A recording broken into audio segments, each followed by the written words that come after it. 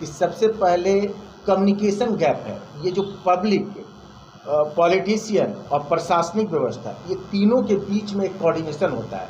उसमें होता क्या है कि आपको जो आम पब्लिक है वो प्रशासनिक स्तर पर सबको कुछ न कुछ काम होता है तो जाएं और आसानी से हो जाए। अब होता है कि कुछ काम नहीं हो पाता है तो उसमें क्या होता है, पॉलिटिकल लोगों को पकड़ना पड़ता है। जैसे एमएलए हैं और एमपी हैं, उनके पास गए लोग और उनसे फ़ोन फान करवाए, ये करवाए।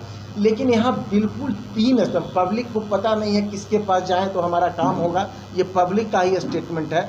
और पॉलिटिशियन में जो एमएलए, इनका लोगों का स्टेटमेंट था। एक डिबेट टीवी हुआ था कुछ दिन पहले जहानाबाद में, तो कह रहे थे कि सीओ फ़ोन नहीं उठाते हैं विधायक जी का, फलाना। विधायक जी भी शायद इस पर प्रतिक्रिया दे रहे थे। तो ये कैसा विधायक कि सीओ फ़ोन नहीं उठाएंगे, और ये आरोप हम समझते हैं बिल्कुल बेबुनियाद है।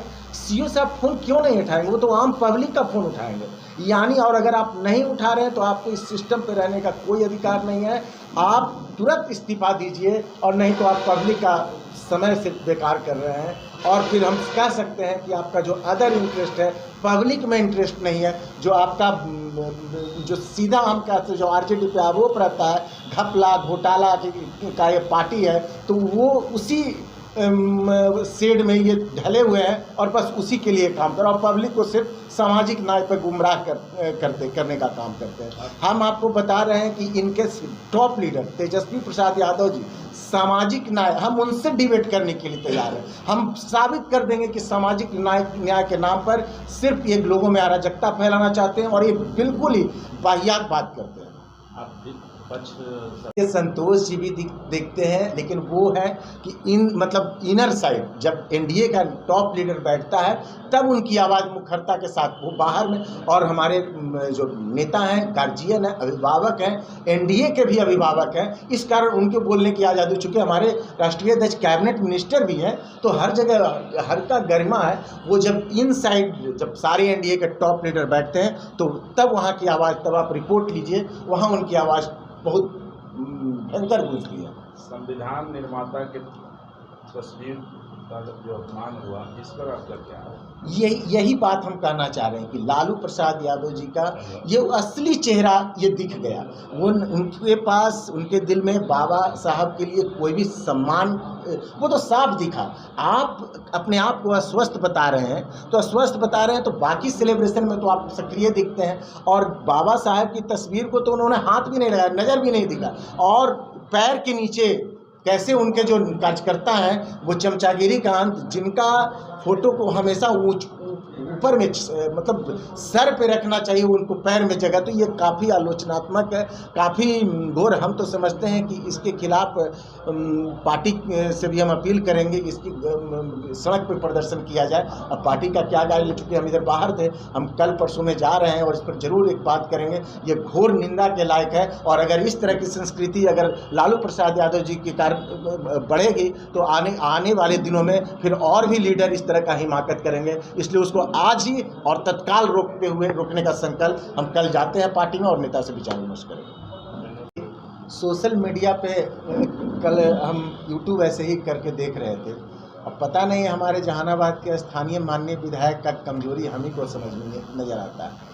तो बोलते दिख रहे थे, कोई पत्रकार था, पूछ रहा था कि रोजगार के अवसर के लिए फलाना, तो बोले कि हमको तो 17 महीना ही काम करने का अवसर मिला जब हम सरकार में थे, उस समय क्या किए। हालांकि पूरा वो नहीं हम न्यूज़ पढ़े, उतना ही पर कट हो गया, रील था। तो ये हमको सबसे ये भी एक कारण रहा कि आज आप लोग को बुलाएं, और ये माननीय विधायक जो जहानाबाद को बेवकूफ़ बनाने का काम कर रहे हैं। देखिए, इलेक्शन आता है और आप अपना जो प्रक्रिया है वो करिए, हारिए जीतिए अलग बात है। पब्लिक को बेवकूफ़ बनाने का एक काम कर रहे हैं, तो हम ये पर्दाफाश करने जा रहे हैं कि ये बोलते हैं कि 17 महीना। भैया, आपको हिसाब 7.5 वर्षों का देना है, और हम तो कह सकते हैं नियम से 10 वर्षों का देना है। पिताजी का भी, लेकिन चलिए वो महान आत्मा, एक अच्छे व्यक्तित्व थे, वो चले गए। 7.5 वर्षों का एक एक पल का हिसाब हम लेंगे। हम विपक्ष के नाते, हम चुनाव में उम्मीदवार होने के नाते एक एक पल जो आपने 7.5 वर्ष में बिताया है, जो आपने प्रॉमिस किया था, आपने जहानाबाद की जनता को बताया था कि हम आपके लिए 24 घंटा 7 दिन समर्पित रहेंगे, आपके लिए रहेंगे, वो हमको कभी आपकी सक्रियता हमको नहीं दिखी है। लेकिन आने वाले दिनों में और भी उनका कुछ कमेंट आता है तो हम उनका पर्दाफाश करेंगे। आप भी उम्मीदवार हैं इस बात से? ये विपक्ष के द्वारा अब तो राजनीति का इतना स्तर नीचे गिर गया है कि किसी भी चीज़ पे प्रतिक्रिया, चूँकि तेजस्वी जी बौखला गए हैं, उनको लालू प्रसाद यादव जी का मंतव्य किसी तरह इनको मुख्यमंत्री बनते हुए देखना, जो कि बिहार की जनता के माइंड से बिल्कुल बाहर का चीज़ है। तेजस्वी जी कभी बिहार के जनता के माइंड फ्रेम में ही नहीं आते हैं। तो ये जीजा आयोग, ये सब देखिए, सभी राजनीतिक पार्टियां अपने एक बेहद कर्मठ और जुझारू कार्यकर्ता को आगे प्रमोट किया। अगर वो मेहनत किए तो उनको मिला होगा। अब इसमें इनको क्या, और सबसे ज़्यादा जो जीजा और जो फलाना आयोग करने, ये तो लालू प्रसाद यादव जी की पार्टी का वही लेवल है, वही आज ये इनके मुंह से शोभा नहीं देता है। अगर आरजेडी इस तरह की बात करे, कोई दूसरी पार्टियां बोलेगी तो शायद पल भर के लिए हमको सोचने पर विचार भी करें, लेकिन आरजेडी बोले, आरजेडी तो आरजेडी का तो ये पूरा इस तरह का फ्रेम तैयार किया हुआ है, अपना और परिवार, इसी का पार्टी और इसी के नाम पर बिहार के लोगों को गुमराह करते हुए 20 सांसद से लेकर यूपीए का सरकार बनाए। उस समय ये जो काउंटिंग जो कह रहे हैं, क्या जातीय जनगणना, अब देखिए भारतीय जनता पार्टी के नेतृत्व में एनडीए की सरकार ने ये डिसीजन लिया, अब लग गए इनको पेट में मरोड़ा, दर्द हो रहा है। तो ये सब नहीं चलेगा। अब बिहार की जनता को बेवकूफ़ नहीं बनाया जा सकता। चुन्नू जी, एक सवाल, हम अपने आप को सबसे मजबूत देख रहे हैं, और उसका कारण हम अपनी चश्मा से नहीं, चूँकि जो आम लोगों का जन समर्थन हमको मिल रहा है। हम बता रहे हैं ना, 2 तरह के लोग, एनडीए का 2 तरह के लोग लॉबीगिरी कर रहे हैं। एक कॉमन लोग हैं, और एक जो है जिनको हम बता रहे थे, बार बार टारगेट कर रहे हैं कि बाबू लोग हैं जो जमींदारी राजनीति करते हैं, पैर छूना और पैर छुलवाना पसंद करते हैं, वैसे नेताओं की भी फौज घूम रही है। तो हम बोल रहे हैं, हम कॉमन मैन हैं, हम रोड छाप, सड़क छाप आदमी हैं, और हमको पता है कि सबसे ज़्यादा जीवन के लिए संघर्ष, अपना रोज़मर्रा के यापन के लिए संघर्ष, सड़क छाप, जो सड़क पे लोग हैं, जो आम आदमी जिनको कहते हैं, तो उनके लिए संघर्ष करने का संकल्पित है, और उन लोगों का भरपूर समर्थन हमको मिल रहा है। काफ़ी नाराज़गी बताए ना, कम्युनिकेशन गैप क्या होता है जानते हैं, किसको कहते हैं, कि विधायक तक आम लोगों की आवाज़ नहीं पहुंच पाई है। विधायक जी ने आम लोगों की आवाज़ को अनसुना किया है। आम लोग जो है उनको समझ में नहीं आता है कि छोटे छोटे कामों के लिए आखिर किसके पास जाए, जनप्रतिनिधित्व के नाम पर। आप देखिए, एक चीज़ और हम ब्लेम करना चाहते हैं, विधायक मतलब मॉनिटर पूरे जहानाबाद विधानसभा सीट का।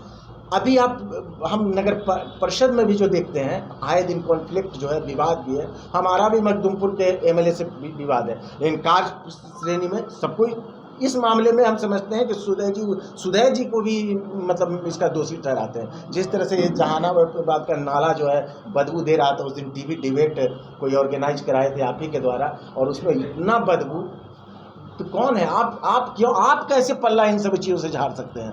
आप क्या प्रशासनिक पदाधिकारी से सफाई कराने के भी हकदार नहीं हैं? और नहीं है तो फिर आप यहाँ क्यों? आपको से जहानाबाद की जनता ये सवाल करती है कि जहानाबाद में आपकी उम्मीदवारी विधानसभा प्रत्याशी के रूप में क्यों?